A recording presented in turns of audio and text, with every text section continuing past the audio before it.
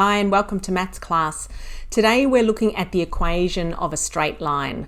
So in the previous video we looked at graphing straight lines using a plotting method. Today we're going to look a little bit more closely at the equation itself and its two important parts, which are the gradient and the y-intercept. And there's a whole lot of skills that we need to look at and that we need to learn related to those two things. Mainly we're looking at the gradient today because the y-intercept is simply a lot easier. So these are the skills we're going to be looking at. First of all, we need to be able to find the gradient if we're given a graph. We need to find the gradient if we're only given 2 points.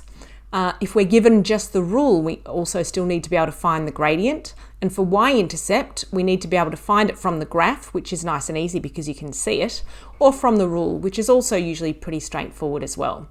So just before we get going on that, let's just make sure that everyone knows how that works in this equation. This m here is my gradient, and this c here is my y-intercept. So when I'm looking for m, I know that's the gradient. When I'm looking for the gradient, I'll call it m.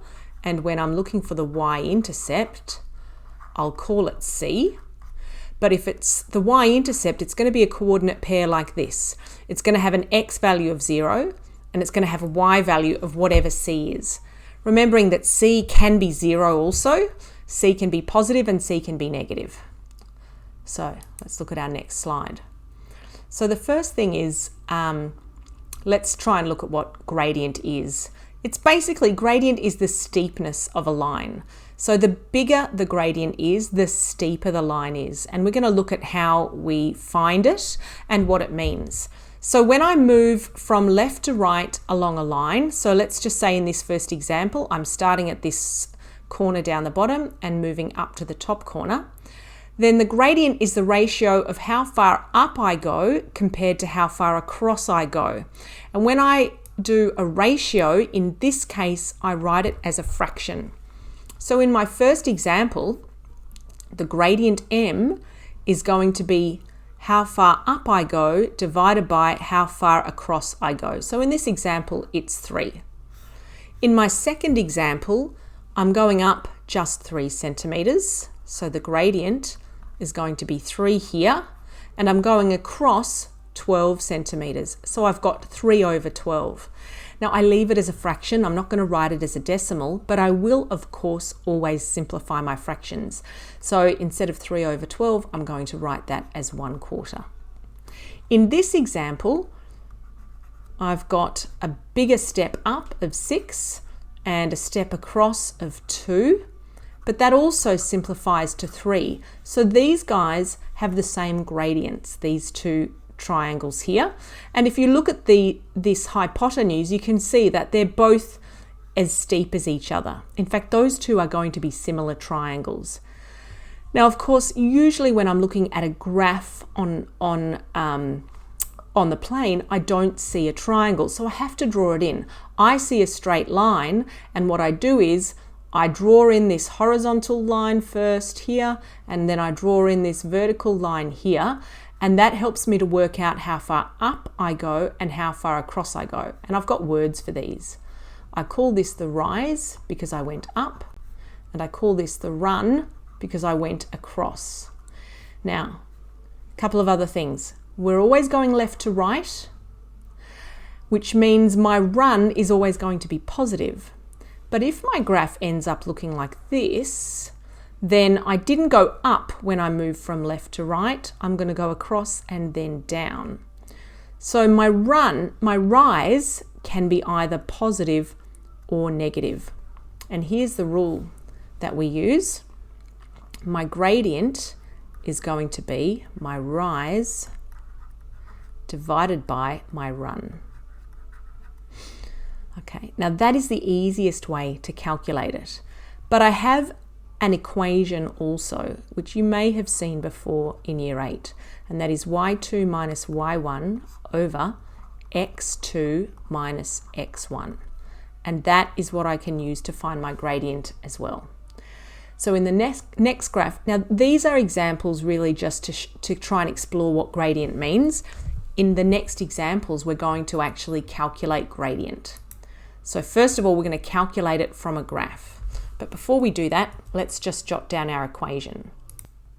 So I've just started by writing down m equals rise over run. Let me just shift that so you can see it. There we go. M equals rise over run. And I'm going to use my triangle here. So what I do is I go from one point to the other. That's my gradient, moving from one point to the next. And what I can do is if I draw a little triangle there, I go across and then I'm going to go up. Then this part here is going to be my rise. Oh, hang on. That's not going to work. Try again. This is going to be my rise. And this is going to be my run. So basically, how far across did I go? Well, I started at an x value of 1 and I finished at an x value of 2. So I went across by 1. For my rise, I started with an x value of 4, a y value of 4, and I finished with a y value of 7. So my rise is going to be 3. I went up 3. So if m equals rise over run,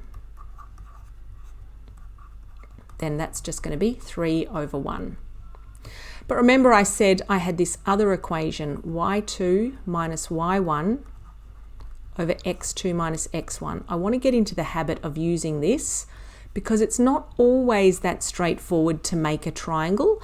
And sometimes if I don't have the graph, I can't make a triangle, but I can always use this equation. So let's have a look. If I use the equation method, y2, if I'm going to make this my first point and this is my second point, then this is y2 here and this is x2, and down here this is x1 is going to be 1 and y1 is going to be 4. So y2 minus y1 over x2 minus x1 will look like this. y2 is 7 minus y1 is 4 over x2 is 2 minus x1 is 1. And that also gives me 3 over 1. So my gradient is 3. So I get the same answer, and you can use either method, but what I want you to start doing is get used to using this method, because this method is the rise over run method is limited. If it works, it's usually quick and easy to understand. But if it doesn't work, then you're stuck. This method, the second method, will always work, because even if you don't have a graph, you can still use the equation. So I'm going to use y2 minus y1 for my second example. So what I might start by doing is I'm just going to label my points 1 and 2, just to make sure I don't get confused. So m is going to be y2 minus y1 over x2 minus x1. So these little 1 and 2 numbers are just counting. They don't mean anything mathematically other than my second y value and my first y value. So my second y value, y2, is 4 minus my first value is 3. And then x2 is also 4. My second x value is 4 minus my first x value is 2. So I get 1 over 2, which is 1/2. And I always leave my answer as a fraction, never write it as a decimal.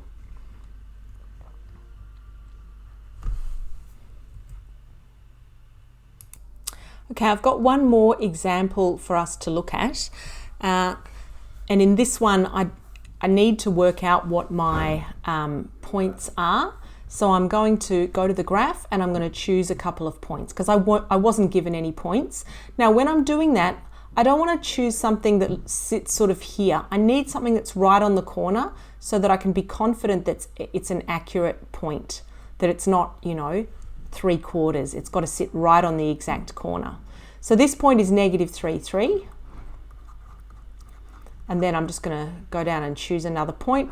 Well, why don't we just choose this one here? That's 0, -3. Okay, so I've got my 2 points. So what I'm going to do is I'm going to jot them down over here, -3, 3, and 0, negative 3.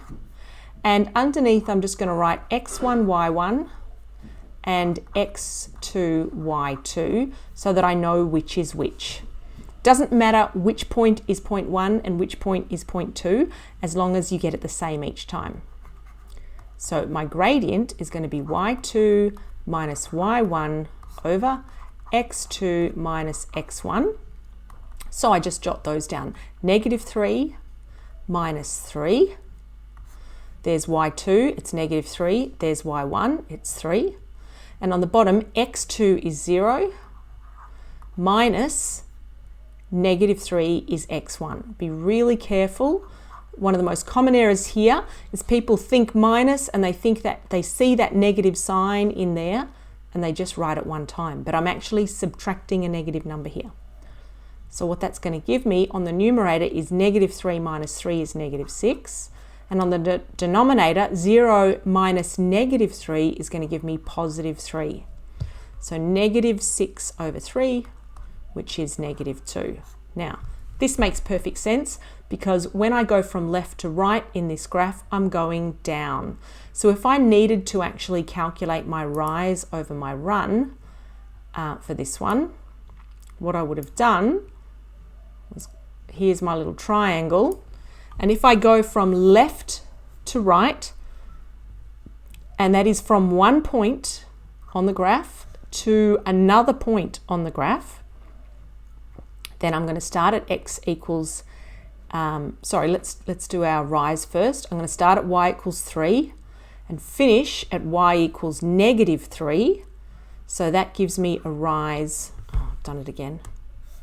It gives me a rise of negative 6. And I go from x is negative 3 to x is 0, which means I move to the right 3. So that makes my run positive 3, which still, if I go rise over run, is going to give me the same thing as what I got over here. Okay, so let's just go back and look at what we've covered so far. We know now how to find the gradient from a graph. I think we know how to find the gradient given 2 points, but we haven't practiced that yet. So let's go and have a look at that. That's here. Okay, I've got 2 examples. Find the gradient of the line passing through the points 1, negative 3 and 2, 1. So again, I'm just going to label them x1 and y1, x2 and y2, and that just stops me from getting confused about which is which. And then my gradient is going to be 1 minus negative 3, again 1 minus negative 3, don't forget that negative here, and on the bottom 2 minus 1. Okay, 1 minus negative 3, if I'm subtracting a negative number, that's the same as going 1 plus 3, so that's 4 over 1, which simplifies to just plain old 4. Let's do the same thing here, x1, y1 and x2, y2. So I'm going to go, my gradient is going to be y2, that's 4, minus y1, that's negative 2, over x2, that's 3, minus x1, that's negative 6. Some more double negatives there. 4 minus negative 2 is the same as 4 plus 2, that's 6. 3 minus negative 6 is the same as 3 plus 6, that's 9. 6 over 9 is the same as 2/3, and I leave my answer as a fraction. So I have now done finding the gradient given 2 points. That's definitely done now. So the next thing is finding the gradient from the rule. Oh.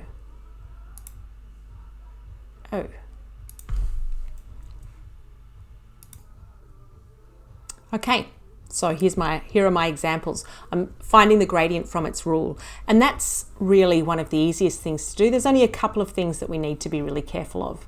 So basically, if I've got my equation, written in the form y equals mx plus c, then the gradient is always m. For example, if I've got y equals 2x plus 1, then the gradient is 2.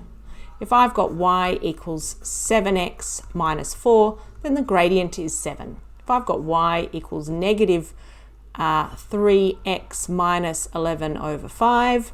The gradient is, be careful, the whole thing here, negative 3. So when I look at the example that I've got here, I'll just get rid of all this. What I'm looking for is, first of all, is my graph in this form, y equals something x plus or minus something? And yes, it is in that form. So now I'm just looking for the coefficient of x. And there it is, negative 5. So the gradient is negative 5. Super easy. However, I've got to be careful. It's not just, I don't just go straight to the coefficient of x. The gradient of this equation is not 5, so be really careful. What I need to do is rearrange it until it is in y equals mx plus c form. So that's what I'm going to do. I need to make y the subject of the equation. So I'm going back to my equation solving skills. Let's look at y. What did I do to y? It's been multiplied by negative 2 and I've added 5x on the left-hand side if I'm using my backtracking method. So to isolate y on the left, I'm going to subtract 5x from this side and I'm going to subtract 5x from the right side as well. So I do the same on both sides, so my equation is still balanced. 5x minus 2y minus 5x leaves me with negative 2y on the left and 10 minus 5x on the right. Now, I've got negative 2y, but I don't want negative 2y, I just want plain old y. So, divide both sides of my equation by negative 2, and I get y equals 10 minus 5x over negative 2. Now, two things wrong with this. One is I can't leave a negative on a denominator, not ever in my final answer. But also, I still don't have it in y equals mx plus c form, so I've got to play with this a little bit more before I'm done. So I'm just going to shift this so that we've got a little bit more room. Shift that up a bit, that's a bit better. Okay, so what we're going to do here, first of all, is I'm going to separate this part and this part as two fractions over negative 2. So I get 10 over negative 2 plus negative 5x over negative 2. This part here, the 10 over negative 2, is going to become negative 5. That simplifies. This part here, I've got a negative number divided by a negative number. So these are both going to finish up positive.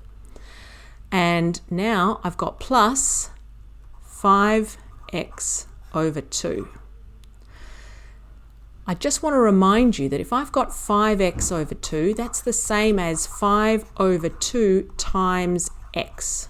So I can rewrite this as 5 over 2x minus 5. Now you don't have to if you've already spotted what the gradient is, but this helps me because it's now written in mx plus c form. Y equals mx plus c. There's the m. So my gradient is 5 over 2. Remember to actually answer that question before you leave. I found the gradient. Okay, so the only thing that's tricky then about finding the gradient from the equation is that if the equation is not in y equals mx plus c form, we need to rearrange it first. So now we're looking at our last thing, which is the y-intercept. We need to find the y-intercept from the graph and from the rule. So let's start with the graph. Pretty straightforward. I'll just flick colors here. The y-intercept is basically, it's the spot where my graph crosses the y-axis. So there they are. So I've got two lines here. For line A, my gradient is going to be, sorry, not my gradient. I'm not looking for my gradient. For line A, my y-intercept, which is C, is going to be 4. That's for this line here. And for line B, my y-intercept C is going to be negative 3. Now, when the graph says find the y-intercept, really, we shouldn't be just saying what C is. We should write it as a coordinate pair, 0, 4 and 0, negative 3, recognizing that the second part of that coordinate pair is the part that is C. Okay, last thing to do today. Find the y-intercept from the following rules. Remembering that when I've got y equals mx plus c, no, you can't see that. I'll put it over here. When I've got y equals mx plus c, then it's this c part that is the y-intercept. So in example A, I've got plus 1. Therefore, c equals 1. Okay.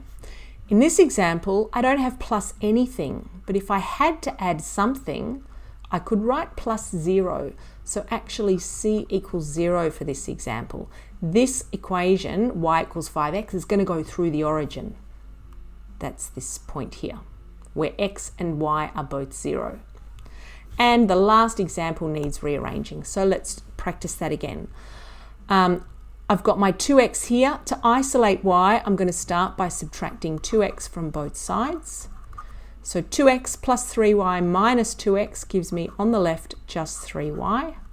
And on the right, 6 minus 2x.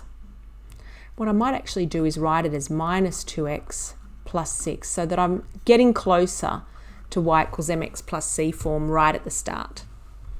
Finally, I need to divide both sides of my equation by 3.